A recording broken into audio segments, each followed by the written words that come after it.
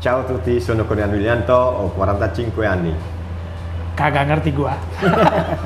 Ketemu lagi di What with West dengan tamu spesial, super spesial. Ini kalau kalian pesan nasi goreng, telurnya 3, karetnya 4. Anjir. Kurniawan Willianto, dipanggil Kurus. Terakhir kita ketemu di mana? Di tempat yang benar. Di tempat yang benar ya. Sekarang kita di sebuah pusat perbelanjaan. Kayaknya berapa tahun lalu ketemu di sini juga.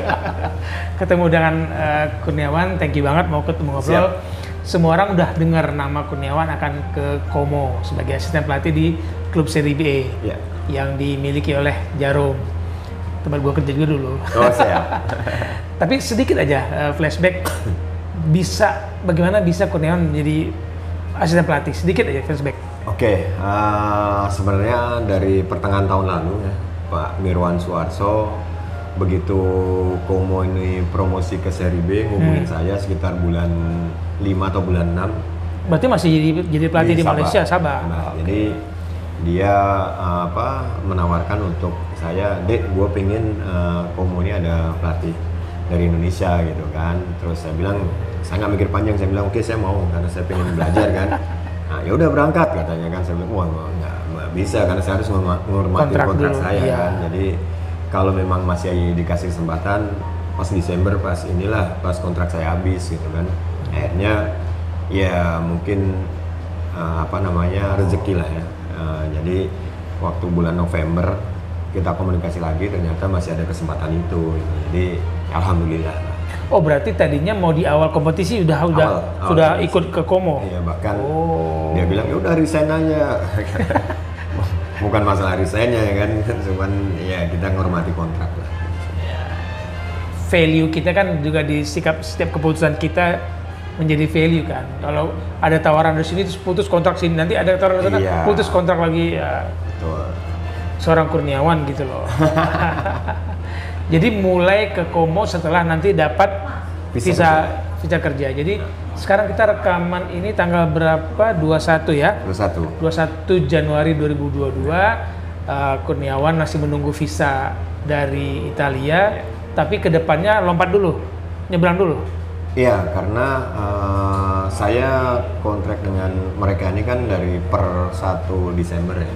2021. 2021. Jadi sambil nunggu work permit-nya keluar, maka Pangeran menawarkan gimana kalau bantuin Garda Select dulu di Inggris gitu kan, karena katanya visa di Inggris relatif lebih mudah. Jadi saya bilang nggak masalah karena ya bagus juga buat saya, akhirnya tambah ilmu juga tentang kepelatihan gitu kan.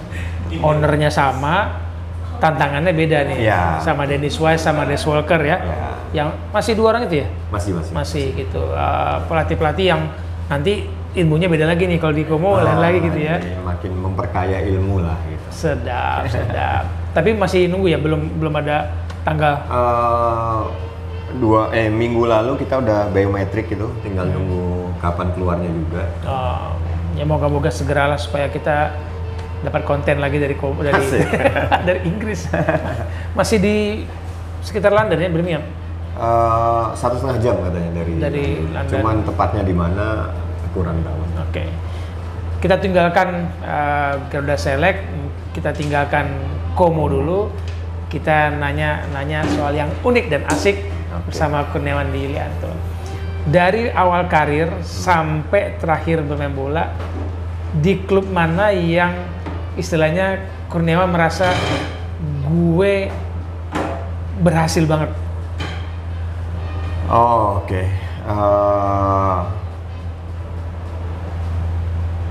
Untuk di dalam ya? Dalam. Di dalam tentu di PSM, Persebaya, dan juga Pelita gitu kan. Karena di PSM dan Persebaya saya juara liga ya. Jadi puncak keberhasilan seorang pemain profesional kan juara gitu kan. Di 2 tim ini saya juara. Di Pelita saat terakhir sebelum diberhentikan karena kerusuhan, kita juga di ambang juara sebenarnya. Dan saya menjadi top skor saat itu kan, cuman ya saya yang diberhentikan karena kerusuhan waktu itu gitu kan. Tahun 98. Iya. Mungkin teman-teman ingat 98. Bagi yang belum tahu, ayo baca-baca sejarah. Itu lahir. Jadi tahun 98 itu sempat kompetisi kita diberhentikan dan itu sampai keluar negeri beritanya. Ya tahun 2000 waktu gue ke Piala Eropa ketemu wasit dari Swedia, Anderfries, pas kenalan dari mana? Dari Indonesia. Oh yang liganya diberhentikan kena rusuh itu ya. Oke, malu. Mau ya didengar yang liganya bagus apa gitu. Nah salah satu yang ingin kita tanyakan adalah kalau Indonesia dikenal orang dengan liganya yang berhenti rusuh, kan kita pingin kayak Gabon dikenal Aubameyang misalnya gitu. Togo dikenal ada Adebayor. Kepikiran nggak program-program seperti ini penting untuk sepak bola Indonesia? Satu orang bisa mengangkat sebuah negara gitu. Oh iya, penting banget ya. Jadi itu salah satu kalau menurut saya ya, proses pendewasaan bagi para pemain kita gitu kan. Artinya saya sih berharapnya ke depan itu para pemain-pemain muda kita itu dikirim ke negara-negara yang level sepak bolanya lebih tinggi dari kita gitu kan. Bukan secara lebih ke individu gitu kan. Satu orang satu gitu. Disebar kemana karena menurut saya itu lebih cepat untuk pembentukan mentality dia gitu kan. Bagaimana dia survive dengan keadaan, bagaimana dia bisa memotivasi diri sendiri, bagaimana bisa memanage dirinya sebagai seorang profesional sejati gitu kan. Dan ini menurut saya lebih tepat gitu kan. Karena kalau secara bersama-sama mungkin memang belajar, tapi menurut saya lebih cepat dapatnya saat mereka sendiri-sendiri. Jadi kalau rombongan itu habitnya nggak terlalu cepat berubah ke habit yang dibutuhkan profesional, apa gimana? Paham juga, cuman mungkin agak lebih slow ya, karena kan ada teman-teman, terus ya yang terbiasa dengan mereka, dengan budaya yang sama, bahasa yang sama, jadi lebih lambat kalau menurut saya. Walaupun mungkin ilmu sepak bolanya bener lah, belajar, tapi sebagai seorang profesional sejati atau mental seorang profesional itu akan lebih kenanya saat mereka sendiri. Kayak harus survive dengan kemampuannya adaptasi di tempat baru gitu. Betul, karena kita kan nggak pernah tahu kita dari Indonesia itu, apalagi di Eropa katakanlah itu siapa sih kita gitu kan. Nah saat mereka datang ke sana di lingkungan yang sepak bolanya sebenarnya sudah mapan gitu kan. Dia sendirian, kalau tidak perform di latihan atau pertandingan dia harus memotivasi dirinya sendiri gitu kan, belum lagi harus mengatur pola makan sendiri, jam istirahat sendiri. Nah ini yang seperti ini yang sebenarnya dibutuhkan oleh pemain-pemain kita. Gue nggak pingin membahas komparasi sepak bola Indonesia dengan Eropa karena kayaknya masih jauh. Nanya sama yang Malaysia aja deh. Setelah bertahun-tahun tinggal di Malaysia, apa perbedaan sepak bola kita dengan Malaysia yang Kurniawan ketahui? Jujur kalau atmosfer sepak bolanya kita jauh lebih bagus lah, karena hampir kita tahu lah Liga 1, Liga 2 bahkan Liga 3 pun selalu dipenuhi oleh penonton gitu kan. Nah kalau di Malaysia kan mungkin hanya tim-tim tertentu yang memang punya basis supporter banyak gitu kan. Cuman memang yang menarik mungkin masalah regulasi dan aturan-aturan yang berlaku di sana gitu kan. Sepertinya mereka menegakkan itu gitu kan. Jadi tidak ada toleransi untuk sebuah regulasi gitu. Katakanlah misalnya training ground ya kan. Untuk verifikasi mereka harus punya training ground sendiri gitu kan, tempat yang ditunjuk sebagai tempat latihan. Terus katakanlah masalah keterlambatan gaji gitu kan. Saat sebelum kompetisi nggak boleh nih ada yang terlambat gaji. Kalau misalnya ada hukumannya saklek, bisa pengurangan poin bahkan sampai ke degradasi ke liga paling bawah. Nah, ini hal-hal seperti ini yang menurut saya mereka cukup saklek lah, cukup aturan bagus. Ya. Aturan. Kita bukannya nggak ada aturan, tapi sering agak karetnya dilonggarin dikit gitu ya, karena secara demografi kita terlalu luas kali ya. Karena kalau bagi saya ya ini pandangan saya aja lah, belum tentu benar juga. Tapi menurut saya ketika kita bicara profesional maka tidak ada toleransi gitu kan. Once ada toleransi takutnya menjadi habit gitu kan, gitu kan. Nah jadi saya berharapnya kedepannya ya udah. Kalau kita mau maju, ayo harus saklek gitu. Memang susah kan, tapi bukan tidak mungkin gitu kan. Iya. Cuman kita lebih kompleks dari Malaysia, iya. Tapi jangan sampai kita bilang nggak mungkin ya. Nggak kejadian kita bagus-bagusnya. Karena kan memang ya kita tahu lah sebuah klub di Indonesia ini untuk menjalani atau mengikuti satu kali kompetisi kan biayanya luar biasa besar gitu kan, dari mulai kontrak, kemudian transportasi semua semua demokrasi itu gitu. Ongkos kita gedenya di situ ya. Dalam pengelolaan klub itu. Belum lagi misalnya bermain harus terbang ke sana ke sini gitu. Kalau di Malaysia nggak terlalu mahal dia. Enggak, karena yang bagi mereka itu yang menggunakan pesawat kan relatif hanya ke mana ya? Yang hanya ke Sabah dan Sarawak kan. Dan selebihnya ya pakai darat bisa gitu kan. Mesti lebih hemat lah ya. Gue mau konfirmasi dong. Ada sejumlah teman-teman mengatakan gini, pemain kita yang main di Liga Malaysia itu kayak diasingkan, nggak disukai pemain Malaysia, bener nggak? Yang saya rasakan dan saya lihat enggak sih sebenarnya. Tapi nggak tahu kalau pemain lain ya. Karena atau pemainnya bodoh atau nggak mau ikut latihan ya dia diasingkan. Enggak, karena Sadil ikut saya di Sabah tidak seperti itu. Karena justru para pemain lokalnya sangat welcome, sangat respect sama Sadil gitu kan. Waktu saya di Sarawak dulu juga waktu main juga nggak seperti itu gitu kan. Mungkin gini, ada pemain yang merasa seperti itu kalau mungkin lah ya.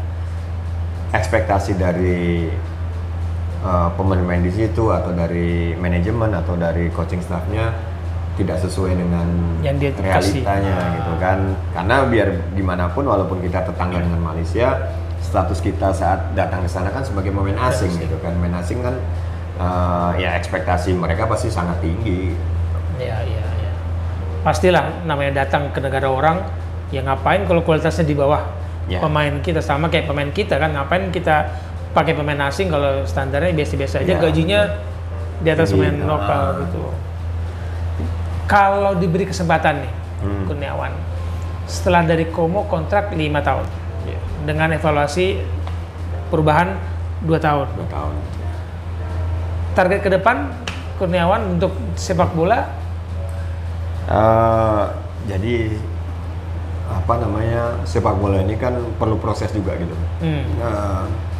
Tentunya setelah saya belajar di saya ingin mengimplementasikan apa yang saya dapat ini dengan pegang sebuah klub as a head coach gitulah ya. Jadi disitulah ujiannya bagaimana saya bisa kembali bekerja sebagai pelatih kepala gitu kan, dan berharap ya karir kepelatihan saya terus meningkat dan ya mimpi saya bisa tercapai lah, insya Allah nanti suatu saat. Amin. Bisa pegang timnas senior dan bisa juara gitu kan.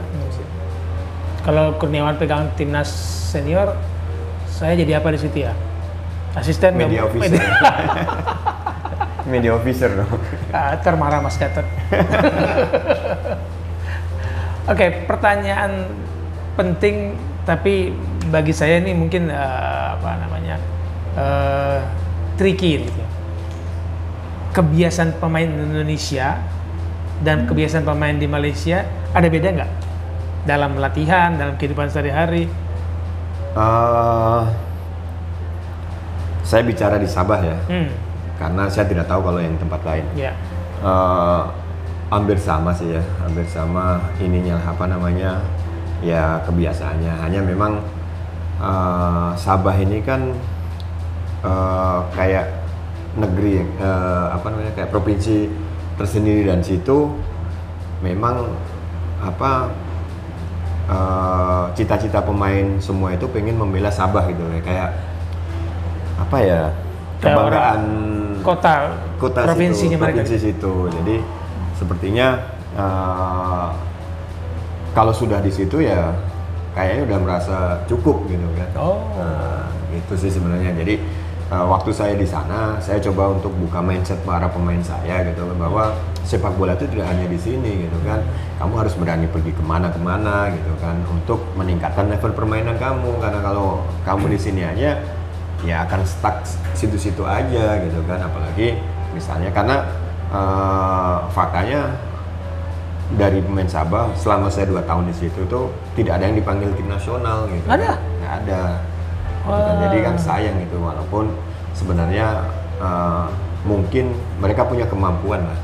Tapi kalau misalnya bermain di tim yang mungkin di ini, mungkin tantangannya kan akan beda gitu kan kalau tidak bermain di daerah sendiri kan mungkin kan. Berarti agak unik ya Sabah ya? Agak unik ya, kalau di Indonesia mau di daerah manapun itu tujuannya pemain nasional. Iya. Tim nasional kan, Garuda di dadaku itu tujuannya. Kalau mereka sampai Sabah udah. Ya, sampai Sabah FC masih banyak yang seperti masih itu. Gitu. 2 tahun Kurniawan itu belum ada yang dipanggil Tim nasional. masuk tim nasional. Aneh juga ya, aneh-aneh. Sementara kalau di kita dari Aceh sampai Papua tujuannya merata ya. Iya, merata dan tujuannya kebanggaannya di situ tim nasional. Oke, thank you banget. Siap. Kurniawan, semoga sukses ke depannya. Amin. Kita tunggu sekarang tanggal 21 Januari 2022 kapan Kurniawan Dwi Yulianto akan menjadi pelatih kepala tim nasional Indonesia. Amin. Doain semua ya, host. Harus doain. Ikut doain semua. Thank you Kurniawan. Sampai ketemu lagi. Bye. Bye.